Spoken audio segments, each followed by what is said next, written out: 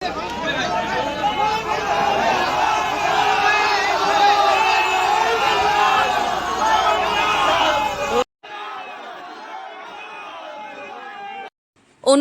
জয় Bangla slogan শুনে শেখ শাহজাহানের মুখে চওড়া হাসি। শেখ শাহজাহানের ভবিষ্যৎবাণী মিলে গেল, তৃণমূল জিতবে। এদিন ফের বসিরহাট মহকুমা আদালতে তোলার সময় তাকে দেখে জয় বাংলা স্লোগান অনুগামীদের।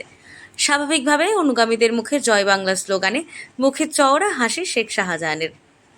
বসিরহাট লোকসভা কেন্দ্রের তৃণমূল প্রার্থী শেখ হাজী নুরুল ইসলাম 3,33,518 ভোটের সন্দেশখালী আন্দোলন থেকে উঠে আসা বিজেপি প্রার্থী রেখা পাত্রকে হারিয়ে এবার জয়লাভ করেছেন। গত মাস অর্থাৎ মে মাসে দুদফা নির্বাচন বাকি থাকতেই 24শে মে বসিরহাট মহকুমা আদালতে তোলার সময় আগাম ভবিষ্যৎবাণী করেছিলেন শেখ শাহজাহান। তিনি বলেছিলেন, যে কারণে আমাকে আটকানো হয়েছে এসব বিফলে যাবে। 3 লক্ষের বেশি ভোটে এখানে তৃণমূল জিতবে। আমি তো বলেছিলাম জিতবে।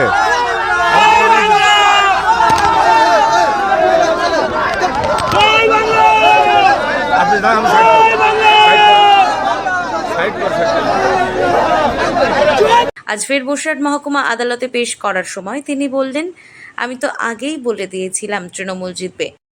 এদিন শেখ শাহজাহানকে ঘিরে তার অনুগামীদের বসিরহাট আদালত চত্বরে জয় বাংলা স্লোগান সহ অনুগামীদের উপচে পড়া ভিড় দেখা যায়।